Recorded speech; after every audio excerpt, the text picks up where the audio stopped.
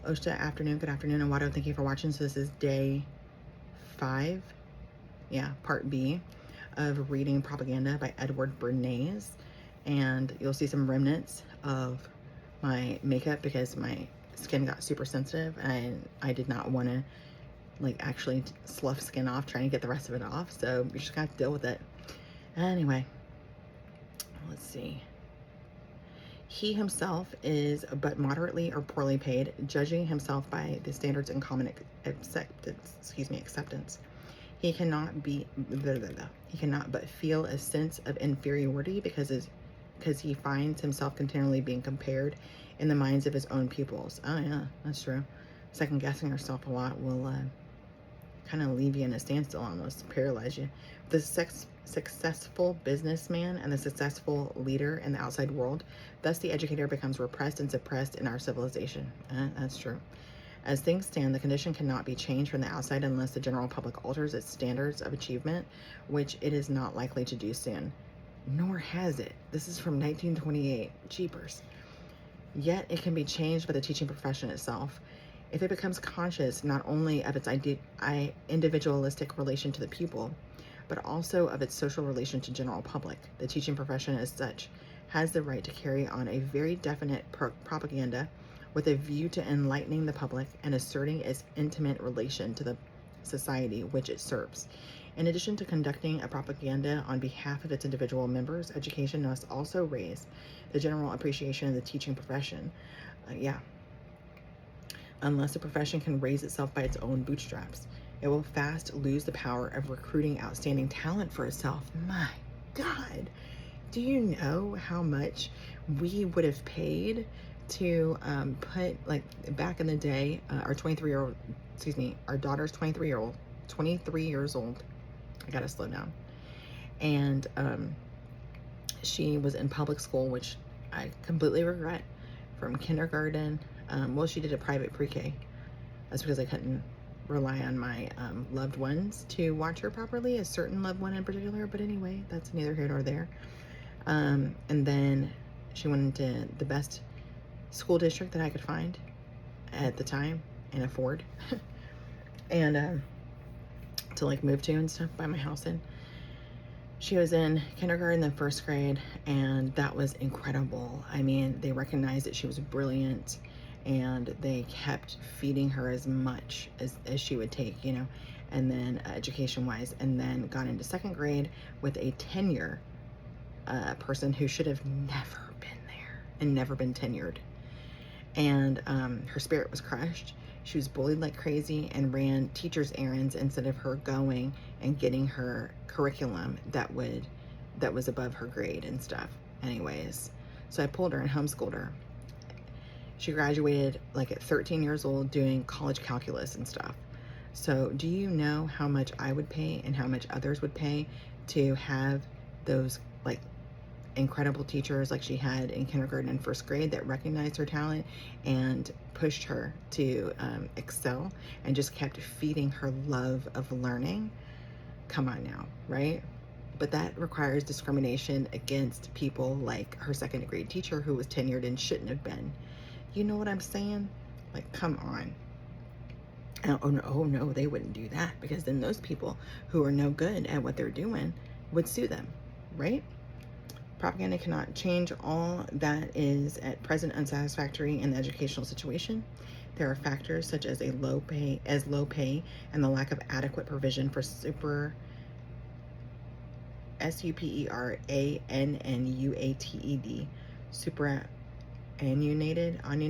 teachers, which definitely affect the status of the profession. It is possible by means of an intelligent appeal predicated upon the actual present composition of the public mind to modify the general attitude toward the teaching profession. Such a changed attitude will begin by expressing itself in an insistence on the idea of more adequate salaries for the profession. There are various ways in which academic organizations in America handle their financial problems. One type of college or university depends for its monetary support upon grants from the state legislatures. Another depends upon private endowment. There are other types of educational institutions, such as the sectarian, but the two chief types include by far a greater number of our institutions of higher learning. The state university is supported by grants from the people of the state, voted by the state legislature. In theory, the degree of support which the university receives is dependent upon the degree of acceptance accorded it by the voters. The state university prospers according to the extent to which it can sell itself to the people of the state. The state university is therefore in an unfortunate position unless its president happens to be a man of outstanding merit as a propagandist and a dramatizer of educational issues. Yet, if this is the case, if the university shapes its whole policy toward gaining the support of the state legislature, its educational function may suffer. It may be tempted to base its whole appeal to the public on its public service, real or supposed, and permit the education of its individual students to take care of itself. It may attempt to educate the people of the state at the expense of its own peoples. This may generate a number of evils to the extent of making the university a political instrument, a mere tool of the political group in power, if the president dominates both the public and the professional politician. This may lead to a situation in which the personality of the president outweighs the true function of the institution. The endowed college or university has a problem quite as perplexing. The endowed college is dependent upon the support, usually of key men in industry whose social and economic objectives are concrete and limited, and therefore often at variance with the pursuit of abstract knowledge. The successful businessman criticizes the great universities for being too dramatic, but seldom for being too practical. One might imagine that the key men who support the universities would like them to specialize in schools of applied science, or practical salesmanship, or of industrial efficiency, and it may well be in many instances that the demands which the potential endowers of or universities make upon these institutions are flatly in contradiction to the interests of scholarship and general culture. We have therefore the anomalous situation of the college seeking to carry on a propaganda in favor of scholarship among people who are quite out of sympathy with the aims to which they are asked to subscribe their money. Men who, by the commonly accepted standards, are failures or very moderate successes in our American world, in parentheses, the pedagogues, Pedagogues, seek to convince the outstanding successes, in parentheses, the businessmen, that they should give their money to ideals which they do not pursue. Men who, through a sense of inferiority, despise money, seek to win the goodwill of men who love money. It seems possible that the future status of the endowed college will depend upon a balancing of these forces, both the academic and the endowed elements obtaining in effect due consideration. The college must win public support. If the potential donor is apathetic, enthusiastic public approval must be obtained to convince him. If he seeks unduly to influence the educational policy of the institution, public opinion must support the college in the continuance of its proper functions. If either factor dominates unduly, we are likely to find a demagoguery or a snobbishness aiming to please one group or the other. There is still another potential solution of the problem. It is possible that through an educational propaganda aiming to develop greater social consciousness on the part of the people of the country, there may be awakened in the minds of men of affairs, as a class social consciousness, which will produce more minds of the type of Julius Rosenwald, Rosenwald, V. Everett, Everett, Macy, Macy, John D. Rockefeller Jr., the late Willard Straight, Straight. Many colleagues have already developed intelligent propaganda in order to bring them into active and continuous relation with the general public. A definite technique has been developed in their relation to the community in the form of college news bureaus. These bureaus have formed an intercollegiate association whose members meet once a year to discuss their problems.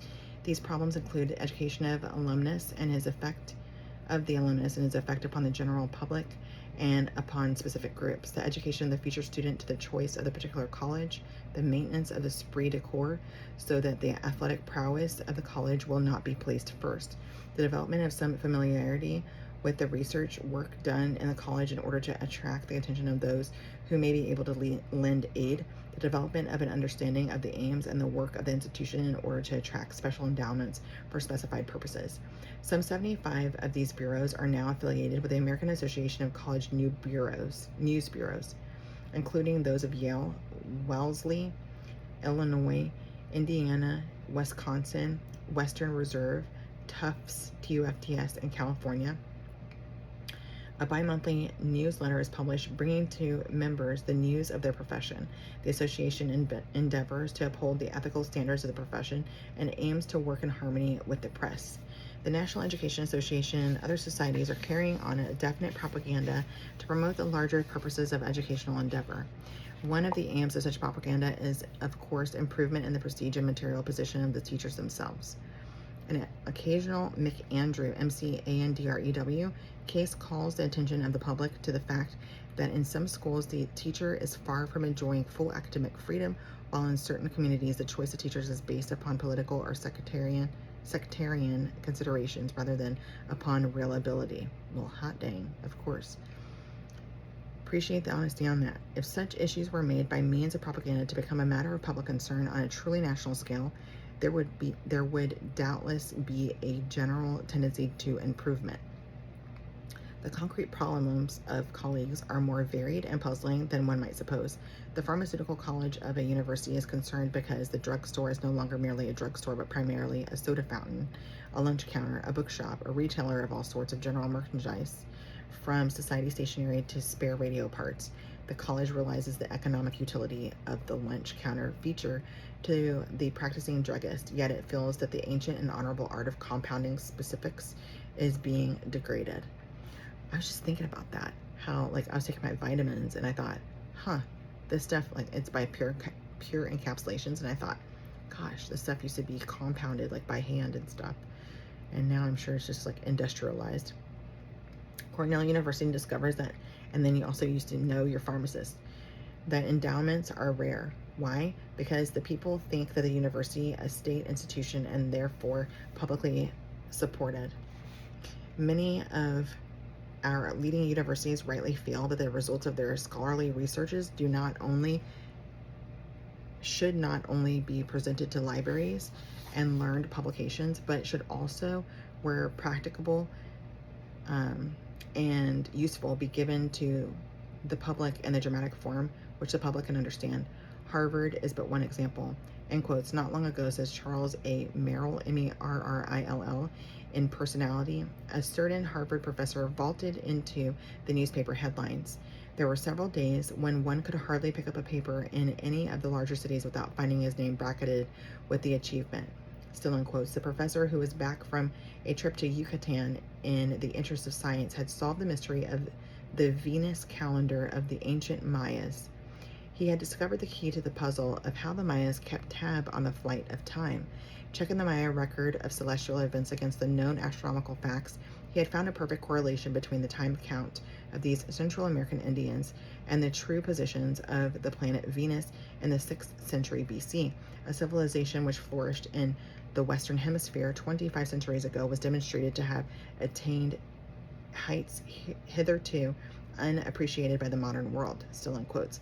How the professor's discovery happened to be chronicled in the popular press is also, in retrospect, a matter of interest. If left to his own devices, he might never have appeared in print, except perhaps in some technical publication, and his remarks there would have been no more intelligible to the average man or woman than if they had been inscribed in Mayan hieroglyphics. Still in quotes, popularization of this message from antiquity was due to the initiative of a young man named James W. Seymour, Seymour. Still in quotes, it may surprise and shock people, Mr. Merrill adds, to be told, in quotes, to be told that the oldest and most dignified seats of learning in America now hire press agents just as railroad companies, fraternal organizations, moving picture producers, and political parties retain them. It is nevertheless a fact, still in quotes, there is hardly a college or university in the country which does not, with the approval of the governing body and the faculty, maintain a publicity office with a director and a staff of assistants for the purpose of establishing friendly relations with the newspapers and through the newspapers with the public. Still in quotes, this enterprise breaks sharply with tradition In the older seats of learning, it is a recent innovation. Still in quotes apparently. It violates a fundamental article in the creed of the old academic societies. Cloistered seclusion used to be considered the first essential of scholarship. The college was anxious to preserve its aloofness from the world. And still in quotes, the colleges used to resent outside interest in their affairs. They might somewhat reluctantly and contemptuously admit reporters to their commencement day exercises, but no further would they go. Still in quotes, today, if a newspaper reporter wants to interview a Harvard professor, he has merely to telephone the Secretary for Information to the university. Officially, Harvard still shies away from the title Director of Publicity, and formally, however, the Secretary with the long title is the Publicity Man. Publicity Man. There we go. He is an important official today at Harvard, end quote. It may be a new idea that the president of a university will concern himself with the kind of mental picture his institution produces on the public mind. Yet it is part of the president's work to see that his university takes its proper place in the community and therefore also in the community mind and produces the results desired both in a cultural and in a financial sense. If his institution does not produce the mental picture which it should, one of two things may be wrong. Either the media of communication with the public may be wrong or unbalanced, or his institution may be at fault. The public is getting an oblique impression of the university, in which case the impression should be modified. Or it may be that the public is getting a correct impression, in which case very possibly the work of the university itself should be modified. For both possibilities lie within the province of the Public Relations Council.